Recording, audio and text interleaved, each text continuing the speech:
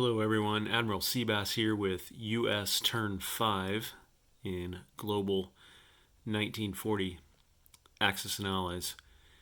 Man, it's been a while since I made a video and I have been slammed lately with work and family commitments and obligations, and it's great to be back here in my war room and playing this game again. So let's get going. Here's my U.S. purchases for Turn 5.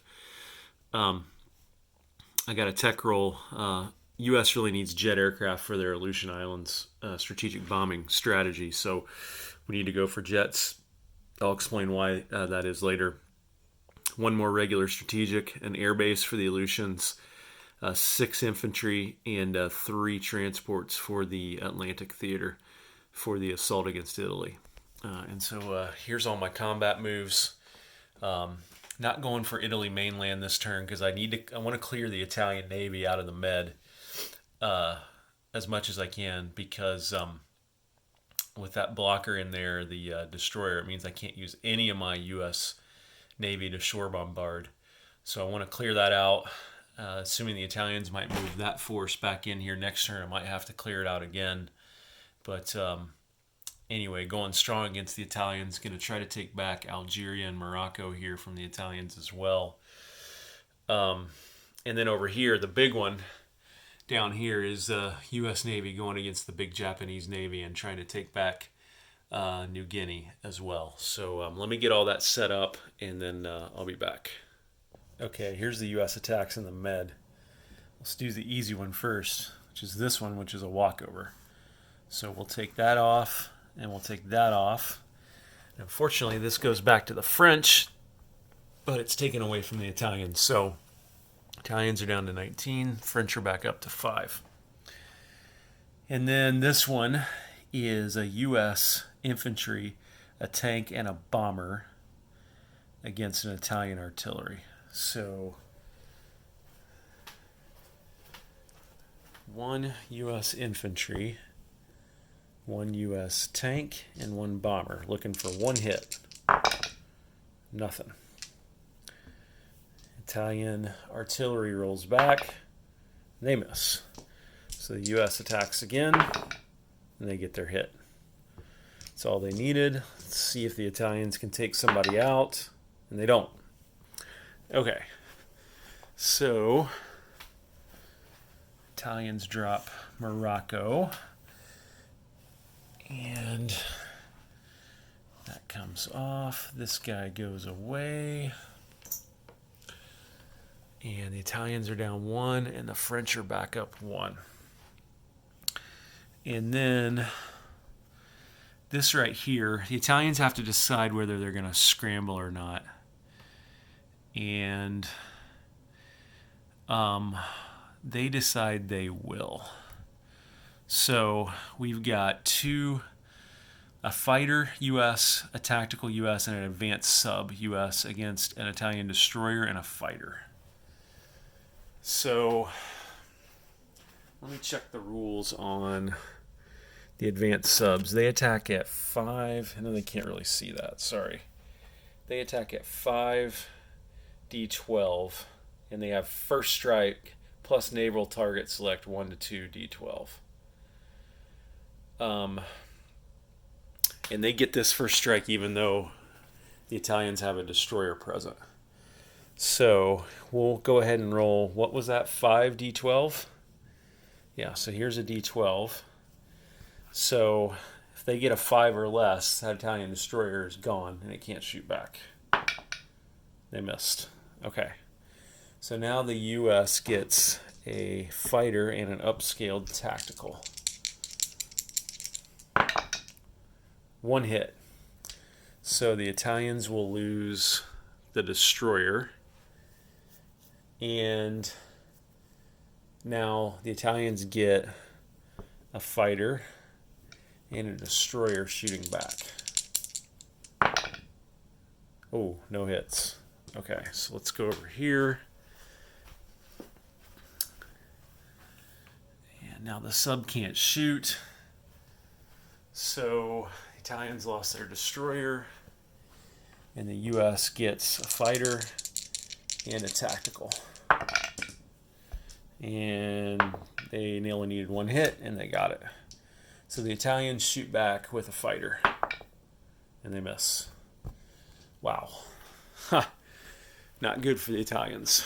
So C-Zone 95 has been cleared out. Okay, and that's everything over here. So now we got the big one, which is here, and I've already got it set up on the battle board. And all the transports are staying behind. If the U.S. wins the naval battle, they will land these guys and amphibiously assault New Guinea. And there it is set up over there, so I'll be back in a second.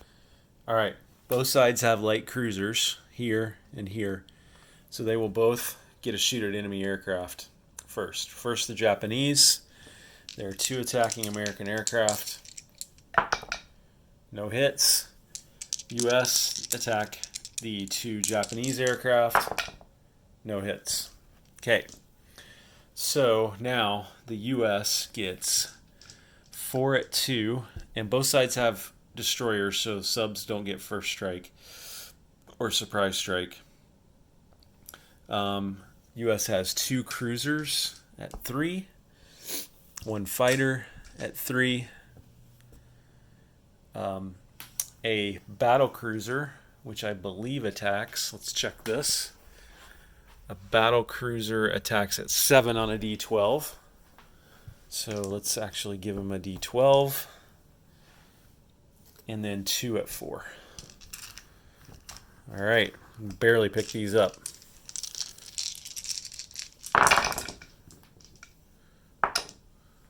Okay, so the battle cruiser hit, but it did not get naval target select.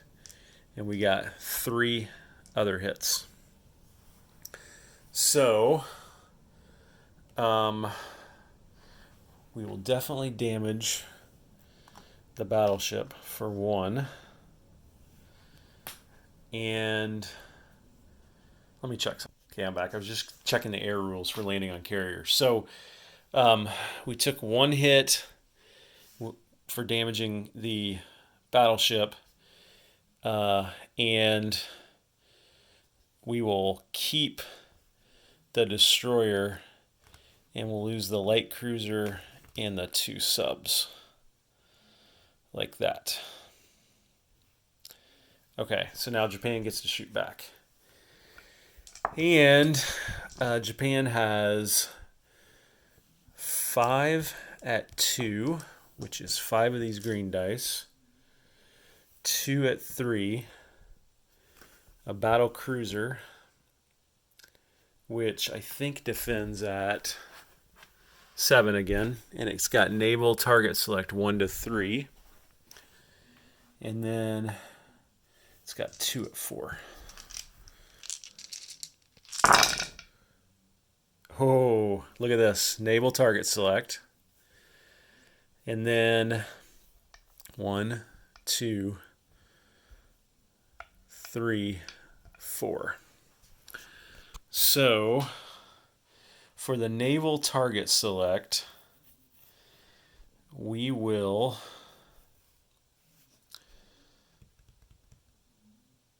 wow, which one do you pick? Do you pick the battleship? Or do you pick the battle cruiser? You know they're going to take one of these hits on the battleship. So if you naval target select the battleship, it means they have to use these 4 on these units. So I think we'll do that. Although if you naval target select this, it's gone. And you know there's no way they're going to take that as a casualty. They'll still probably damage this. So I think we take this. So we will hit the battle cruiser with the naval target select, which means they get to pick the 4. And if you're them, you would do this. And then you would pick. So that's 1. And then you've got 3 more you've got to take. So you would take the light cruiser, the sub, and yeah, probably one of the destroyers. Okay. Love these Global 36 units in this game. They really make it more interesting. Okay, round 2. So the U.S. is going to have, what are they going to have? 1 at 2, 3 at 3, and 2 at 4. Is that right? Yep. Let's see what they can do. 2 hits. 1, 2. And the Japanese will take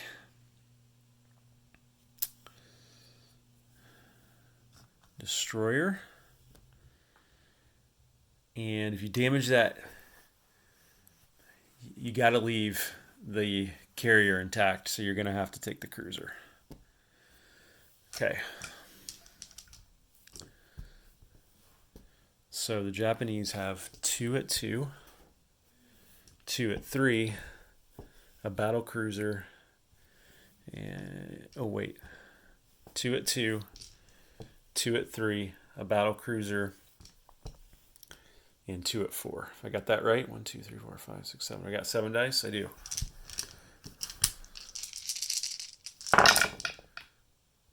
Only 2 hits, and the battle cruiser missed. So the U.S. will take the destroyer and a cruiser. All right, getting down to the nitty-gritty here. Let's think this through. If you're the Americans, you've got 4 hits left, and you're going to deal at least 2 to 3 hits on average. If you're the Japanese, you've got 1, 2, 3, 4, 5, 6 hits left. If you're the Americans, do you stay in this?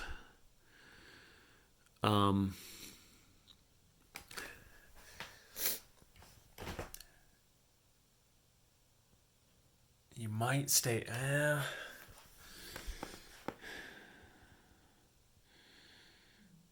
Yeah, I don't know. You know, let's stay in it. Let's stay in it. Just see what happens. It might be a foolish decision, but let's see what happens. 2 at 3 and 2 at 4. 2 hits. So the Japanese, what do they take? Probably take, they got a bunch of destroyers sitting around there. So I think they'll take, they got to keep this battleship alive.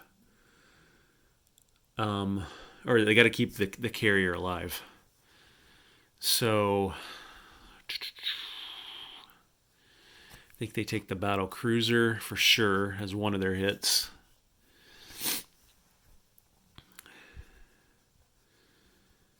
And do you take the fighter? You either take the fighter or the battleship.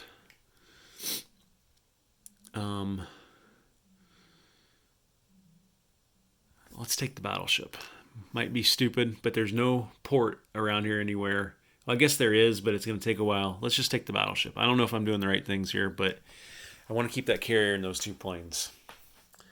So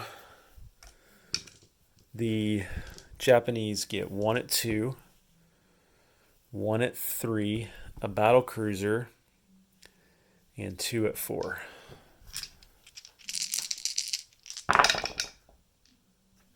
Battle cruiser hits, but not naval target select, and there's 2 more hits. So the U.S. will take a cruiser and a fighter. All right, and the U.S. will stay in it. Let's see what the U.S. can do here. 2 at 4 for the U.S.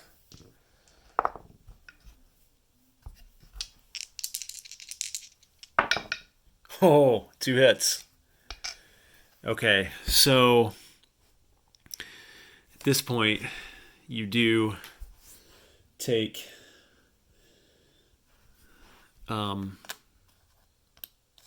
that and that.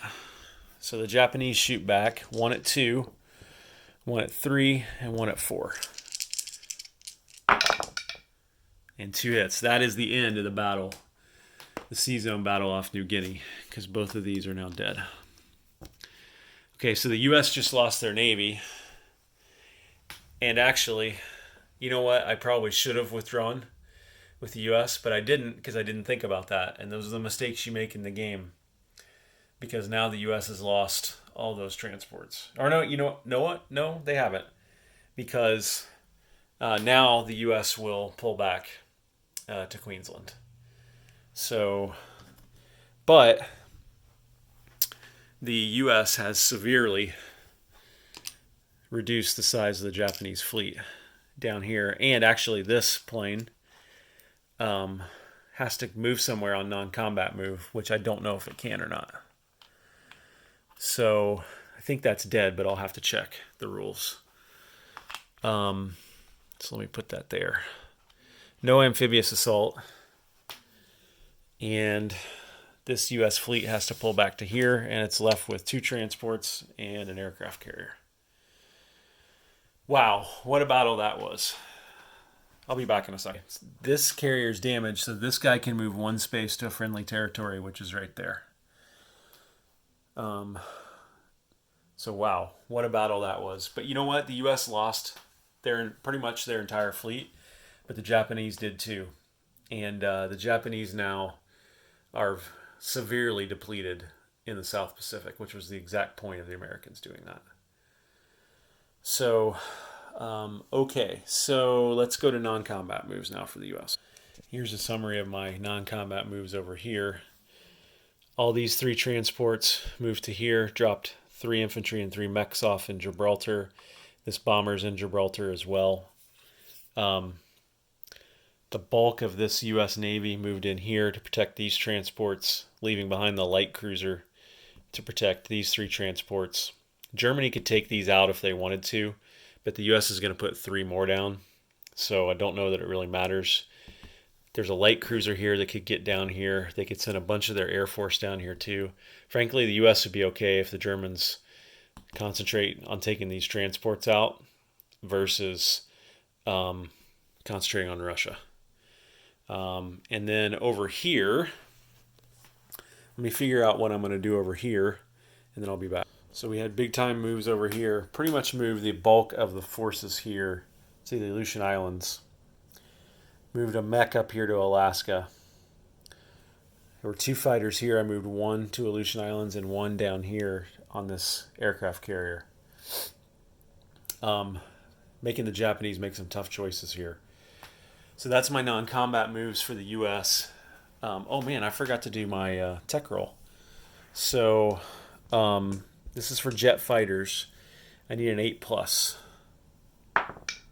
Hey, look at that. USS jet fighters. I will explain to you why that is so important. That is important because my strategy here is to use the Aleutian Islands to strategically bomb Japan. I'm going to put an airbase there right now that I just paid for on the Aleutians. The U.S. also has long-range aircraft. Jets move 5, plus 1 is 6. My strategic bombers now move 8. So from Aleutians, they can go 1, 2, 3, 4 and hit mainland Japan. Jet aircraft, based on an aircraft carrier in Sea Zone 8, can go 1, 2, 3, 4, 5, 6 to escort. So now with jets, I can escort strategic bombers and hit the mainland of Japan. So that's the strategy. That's why that was so important that we made that roll. So they saved a buck. They're going to place another bomber here. And 3 more transports there, along with 6 guys. And now it's collect income. So let me check. The U.S. is sitting at 50. They saved a buck. So they get 10. if they control Eastern, Central, and Western. So they're at 60 now. 5 if they control Alaska, Aleutians, Hawaiians, Johnston, and Line. Yep. So they're at 65. Yep. They're at 70. No, they don't control the Philippines. And no, there's not one in France. So the U.S. gets $70, which they will add to the buck that they saved. There's 20. There's 20, 40, 60, 71 for game turn 6. So that is the U.S. turn. They've got jets, heavy bombers, long-range aircraft, and advanced subs. And they now have an airbase on the Aleutian Islands. So now the Japanese decide, are we going to hit this? Are we going to hit Hawaiian Islands, which they've left completely unguarded? Are they going to move one or more of these fighters back here to guard against strategic bombing? What are they going to do down there? What are they going to do over there? So very interesting times here on the map. And of course, Italy's not looking so hot down here now with the onslaught of the Americans as well. All right, this is Admiral Seabass signing off.